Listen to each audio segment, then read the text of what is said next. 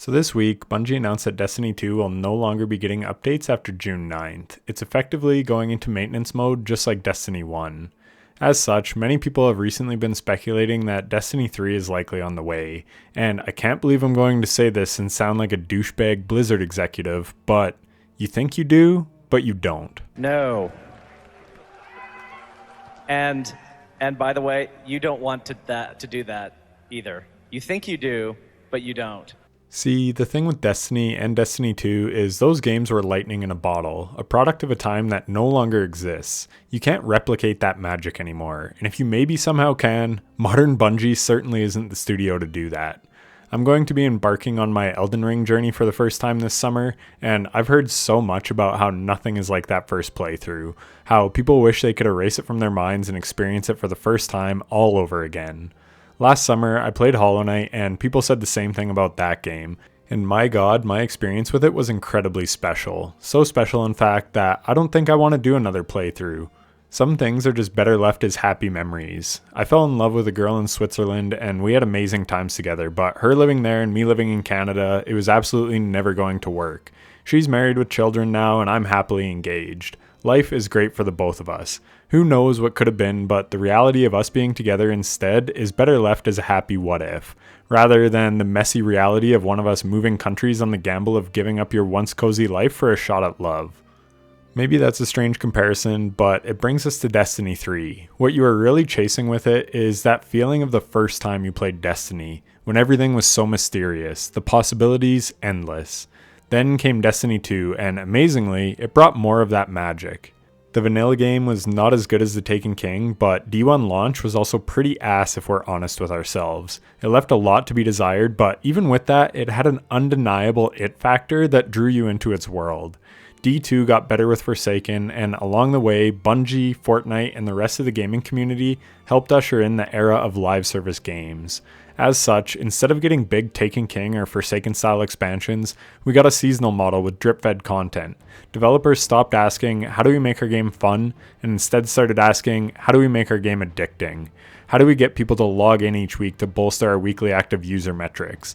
This became the driving force for Bungie year over year. I could feel the retention bait tactics with each update. You could see it plain as day before the updates even happened just by reading their weekly TWIDs, aka This Week in Destiny, or TWABs, aka This Week at Bungie. So often, they would put PR spin on some new model that they were adding to the game that, in reality, just hurt the player at the expense of making it better for the business. The live service mindset fully infected Bungie, and I have a whole video breaking down exactly how if you want more info on all that, but all that is to say that 2026 Bungie is a shell of its former self. The mantra used to be that they did their best work with their backs against the wall, and that was true of the old studio. D1 Vanilla was lackluster, while Vault of Glass revolutionized FPS rating. A lot of the game systems were half-baked, while they were fully baked and then some in The Taken King. They took their failures, learned from them, and improved. Then you got Destiny 2, maybe not a dumpster fire at launch, but certainly a regression from Taken King. It seemed everything they learned from D1 they suddenly forgot, and once again made an underbaked game to release at launch. Then they rallied in 2018 with a great expansion in Warmind, and arguably their crowning achievement in Forsaken. Again, backs against the wall, and they hit a grand slam to win players back. The point is, this studio is A, a shell of its former self, and B, even their former self, which was better, still couldn't launch a game in an amazing state. It took them a year to get their feet under them in both cases, and that was while focusing on one game, Destiny, while having the support of Activision Blizzard. They then went independent and a few years later got scooped up by Sony. Along the way, they had layoffs in 2023 and 2024, losing 25% of their manpower. They also had an extraction shooter in the works called Marathon by this point, pulling already depleted dev resources away from their golden goose. Amazingly though, they still managed to launch Into the Light and the Final Shape, a true capstone moment for their decade-old franchise. It looked like the future was actually bright for Destiny 2 at that time. And then, they fumbled hard. Episodes left a lot to be desired, and then the nail in the coffin in the Edge of Fate in June of 2025. The death knell. People tried to spin it and say it was good, but deep down, everyone knew it paled in comparison to the likes of Forsaken, Witch Queen, or the Final Shape. A lot of people then went with the old, well, this is the new way for Bungie as they're supporting 2 games now. But they do their best work with their backs against the wall, right? Jury is out on how this June 9th update will be, but since Edge of Fate, the game has been cooked. The portal robbed the identity of Destiny to try and appease the C-suite to keep players playing. But you know what actually keeps players playing? Evergreen content that is fun and engaging. Modern Bungie doesn't produce that anymore. They used to. Look at the systems in the exotic quest grinds or pinnacle weapon grinds from the Taken King and Forsaken days. They encouraged you to engage with all aspects of the game, and all those aspects were worth engaging with. Outside of subclasses and weapon perks, which Bungie always kills it with, their content offering has been stagnant since 2019. Forsaken came with it the first ever dungeon, something we now have like 10 of.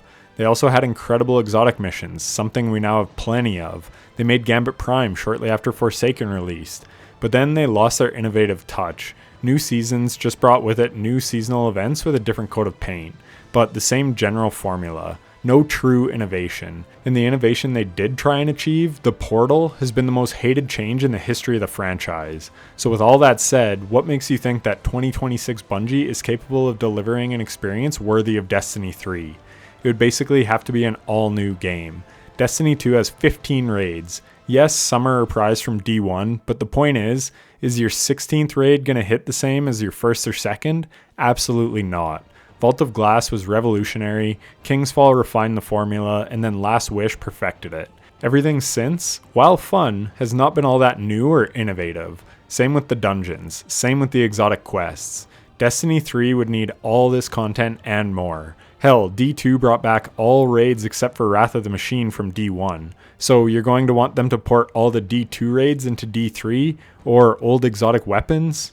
Iconic legendary weapons? The fact is, as much as you may not want to believe it, is we have grown accustomed to the formula. It was all new and novel in 2014 to 2018, but you aren't getting that feeling back again, ever. Not in the same realm as Destiny anyways. It would need to be something totally new and unique to capture that feeling, and Bungie has not done a good job with new and unique.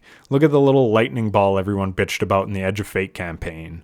Complacency is a natural human condition that we all succumb to. You can say you don't, but you do. If you're honest with yourself, you'll see it in many aspects of your life. Complacency affects Bungie just as it does all of us. I loved my time making content on D2, but when I didn't, I stopped. I needed that passion. It's why I started, and when it wasn't there anymore, I moved on. Metrics be damned. How many people working on Destiny actually truly care and are passionate about it? Some for sure, but probably way less than there was back in D1 when it was fresh and exciting. Just as I'm sure you all are much less hyped about your job in year 10 than you were in year 1.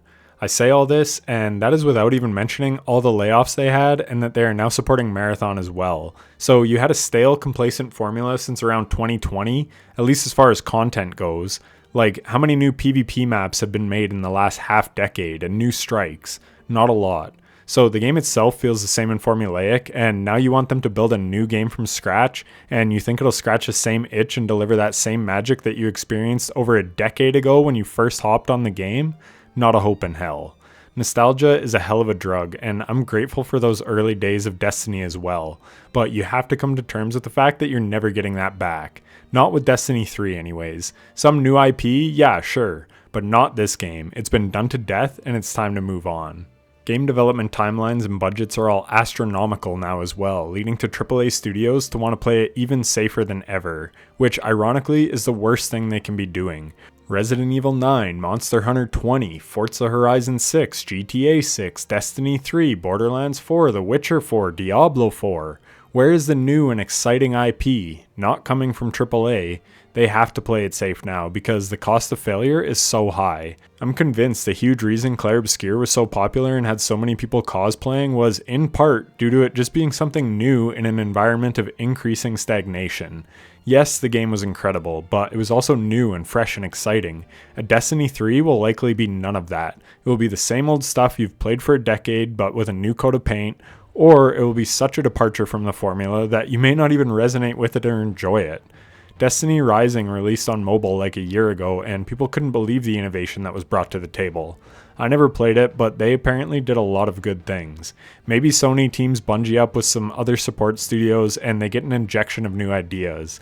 But 2026 Bungie is never going to deliver a Destiny 3 in the way fans are hoping for.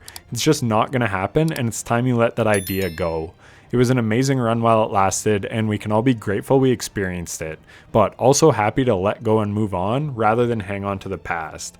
Go broaden your horizons and find your new destiny, rather than clinging on to the old one that is only holding you back. The game that is keeping you from finding your next love while you toil to feel the same way that you used to about your old one. Trust me, it's for the best.